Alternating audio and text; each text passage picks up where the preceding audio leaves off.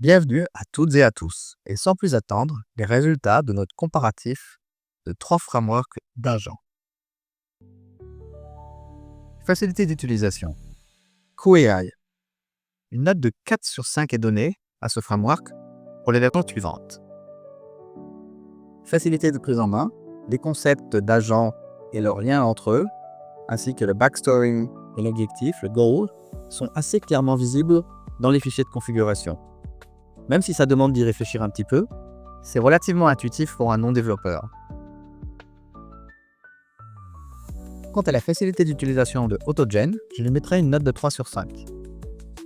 En effet, bien que ça reste un outil pour développeurs, il existe de nombreux exemples, et notamment le pattern React, qui est un pattern assez simple agentique, et facilement mis en œuvre pour implémenter notre cas d'usage de Stock Analysis.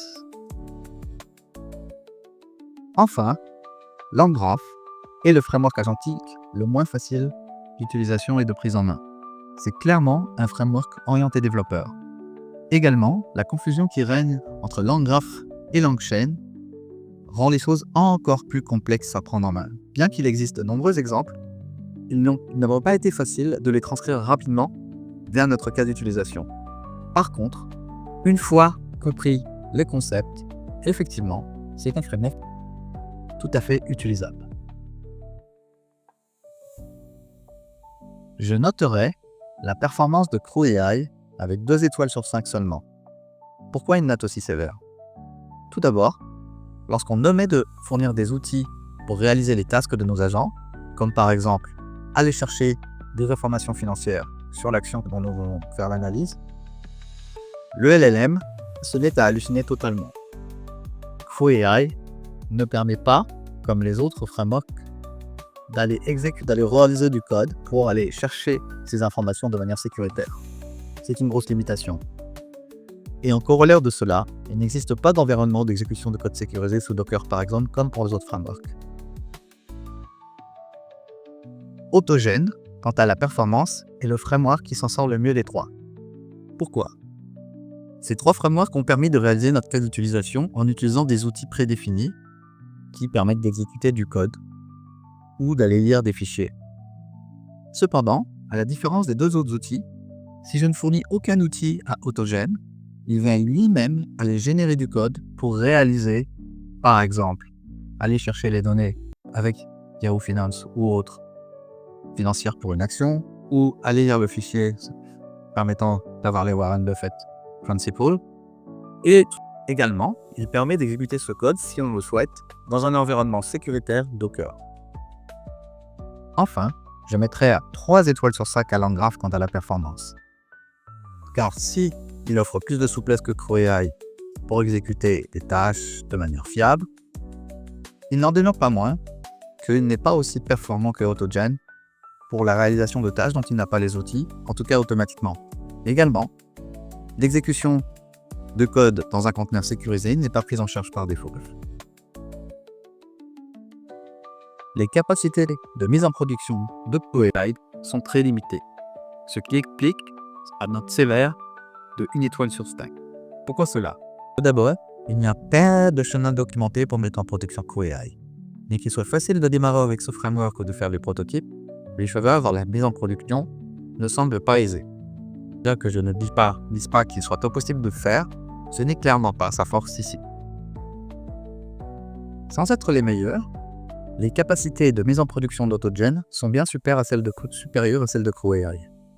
Tout d'abord, il est possible d'exporter le workflow en JSON et de le faire exécuter à l'aide d'une simple librairie Python AutoGen. Également, il est possible de publier un REST endpoint avec notre workflow et de l'appeler très simplement à partir d'un client REST. Ces 2 capacités distinguent clairement AutoGen de QAI, ce qui lui offre une note de mise en production de 3 sur 5. Nous avons enfin LangGraph. J'ai noté 4 sur 5 ses capacités de mise en production pour plusieurs raisons. Tout d'abord, il existe plusieurs moyens de déployer en production notre graphe LangGraph. Nous pouvons d'abord le déployer en local pour le tester, tout simplement dans un conteneur en local, ou l'exécuter en local sans conteneur. Nous avons la possibilité de le déployer dans un conteneur par le cloud. Et enfin, nous avons l'option SaaS qui est la plus simple, mais peut-être pas celle qui est la plus adaptée à tous les cas d'utilisation. En tout cas, nous avons un large éventail de possibilités de mise en production de l'Anggraph, ce qui lui permet d'être très bien noté à ce titre. Le UI, ou l'interface graphique, est la grande faiblesse de CrowAI. En effet, il n'existe pas d'interface graphique connue en CrowAI. En tout cas, pas d'interface graphique ayant le support de la communauté. Il existe quelques projets open source très limités, mais c'est bien la seule capacité que CrowAI a à ce titre et à ce chapitre, ce qui limite, bien entendu, son utilisation, surtout en mode conception.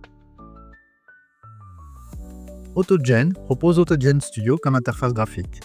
Bien que cette interface semble ne plus évoluer et pas mal buggée, elle est toutefois bien mieux que rien pour concevoir nos workflows. Également, sachant que Microsoft est derrière l'un des forks d'AutoGen et que dans le roadmap d'un de ces forks, une UI VAT est prioritaire, il est fort à parier que nous héritions d'une UI digne de ce nom pour AutoGen. Toutefois, et encore une fois, le fork a amené beaucoup d'incertitudes sur la future direction d'AutoGen. Il est quand même fort à parier que nous aurons également une interface graphique, un UI, qui permettra d'utiliser AutoGen ou un de ses dérivés dans le cloud d'Azure. Le UI de l'Anggraph est noté 2 étoiles sur 5. Bien qu'il n'existe pas de UI pour la conception de graphes et d'agents, il existe tout de même un UI qui permet de débugger et de visualiser notre workflow. C'est pourquoi j'ai mis une note un petit peu supérieure à celle de CrowAI, sans aller aussi haut que AutoGen, car AutoGen nous permet d'éditer et de créer des workflows, contrairement au DJ de Framework. En ce qui concerne les fonctionnalités, AutoGen et l'Anggraph, je dirais, sont assez similaires en termes de fonctionnalités. L'Anggraph a certains avantages par rapport à AutoGen et AutoGen a d'autres avantages par rapport à l'Anggraph. Par exemple, AutoGen permet d'avoir un sandbox Docker pour exécuter de manière sécuritaire le code. Également, AutoGen a un agent de code automatique lorsqu'aucun outil n'est disponible pour exécuter une tâche.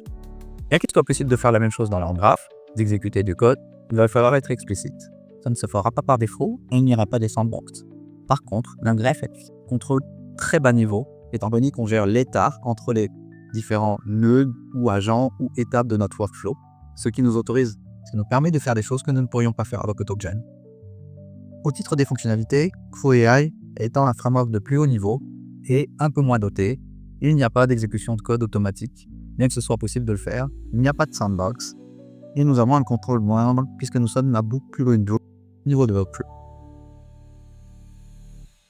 Pour être plus clair, le potentiel futur, c'est la capacité de ce framework à survivre au temps, sachant que l'arène des frameworks agentiques est très dynamique et que nous ne connaissons pas encore les vainqueurs, c'est un exercice de style. Et cela représente mon avis personnel.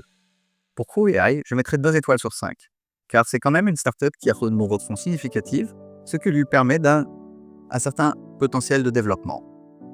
Je n'irai pas au-delà, car il y a beaucoup de concurrents sérieux et il n'est pas du tout sûr que CrowAI survive. Quant à AutoGen, j'ai mis 3 étoiles sur 5. Pourquoi si peu, sachant qu'il y a un développeur de Microsoft qui est en arrière et je dirais une partie de la puissance de Microsoft également.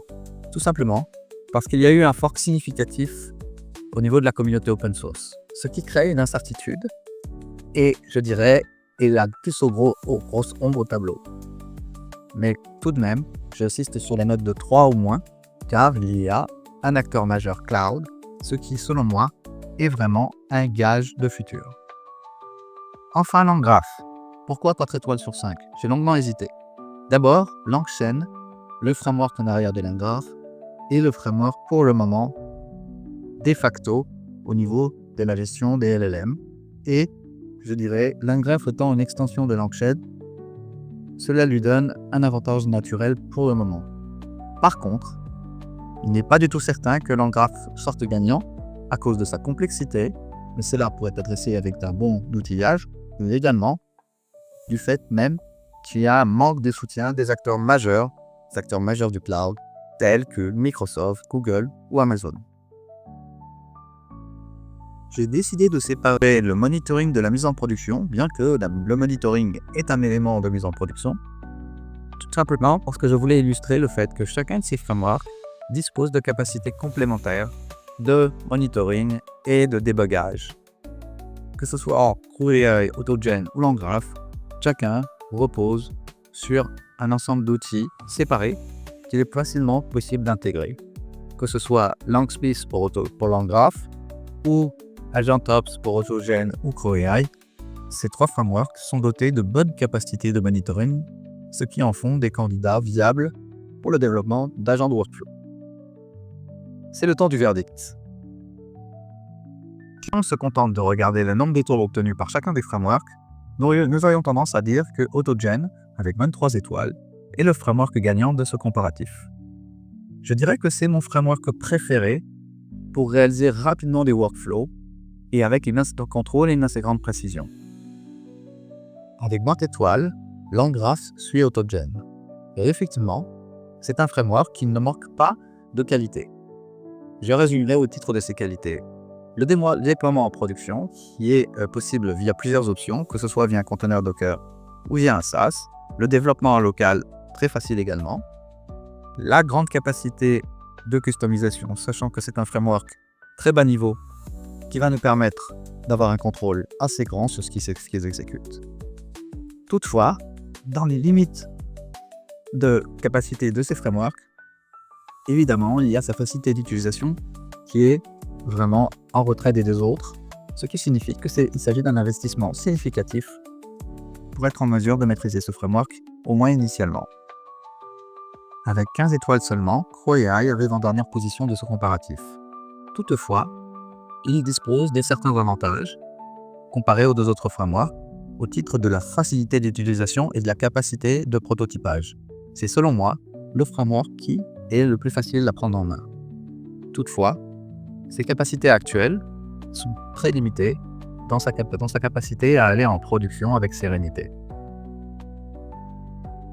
Alors, est-ce que le résultat est si simple? Faut-il prendre AutoGen sans se poser de questions? Eh bien, je dirais que la réponse à cette question dépend de ce que l'on souhaite faire. Si on est en phase de prototypage avec une équipe qui a moins un profil développeur, il est certain que CrewAI sera très adapté pour prototyper rapidement. Si nous avons une équipe de développeurs chevronnés, hardcore je dirais, prêts à investir dans LangGraph et LangChain, il est évident qu'avec ses capacités de mise en production avancées et de contrôle du workflow, LangGraph serait le choix le plus idéal. Au milieu de ces deux frameworks, je dirais que AutoGen est celui qui permet de manière efficace et sans trop d'efforts, d'avoir un framework agentique qui pourrait être déployé en production. Vous le voyez, en fonction de notre profil, la réponse à la question « Quel est le gagnant de ce comparatif ?» varie. Et c'est vraiment la leçon de ce comparatif. C'est bientôt la fin de ce comparatif de framework agentique. Je dirais qu'il n'y a pas de clair vainqueur, cela dépend des usages. Il faut également rester à l'affût, il y a d'autres frameworks qui sont un peu moins populaires mais tout à fait présents. Il existe par exemple un framework de OpenAI, Swarm, qui est à l'étape d'évaluation.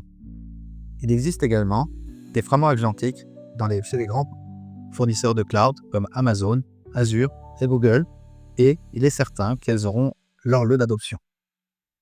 Si vous souhaitez aller plus loin, n'hésitez pas à aller voir chacune des 3 vidéos sur les 3 frameworks comparés. Faites attention à vous et à bientôt sur cette chaîne.